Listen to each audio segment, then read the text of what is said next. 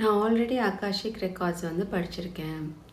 ஆனால் என்னால் வந்து ரெக்கார்ட்ஸை இன்னும் ஆக்சஸ் பண்ண முடியல. எதனால் அப்படின்னு நிறைய பேர் எங்கள்கிட்ட என்கொயரி வந்திருக்கு.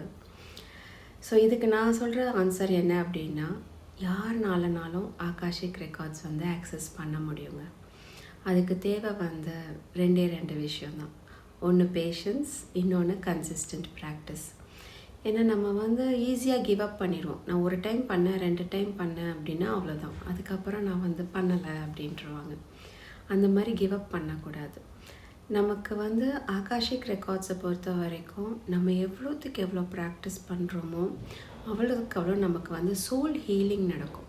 நம்ம எப்போல்லாம் ரெக்கார்ட்ஸை ஓப்பன் பண்ணி வச்சுருக்கோமோ அப்போல்லாம் வந்து நமக்கு மாஸ்டர்ஸ்ட இருந்து சோல் ஹீலிங் நடக்கும்.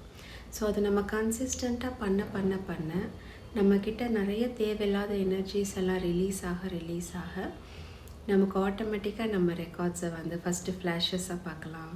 அதுக்கப்புறம் கொஞ்சம் கொஞ்சமாக அந்த கிளாரிட்டி வந்து இம்ப்ரூவ் ஆகிட்டே இருக்கும்.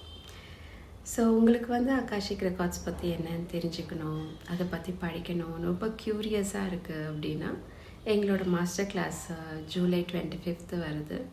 ஜாயின் பண்ணி அதை பற்றி என்னன்னு தெரிஞ்சுக்கோங்க. You are most welcome to join. Thank you.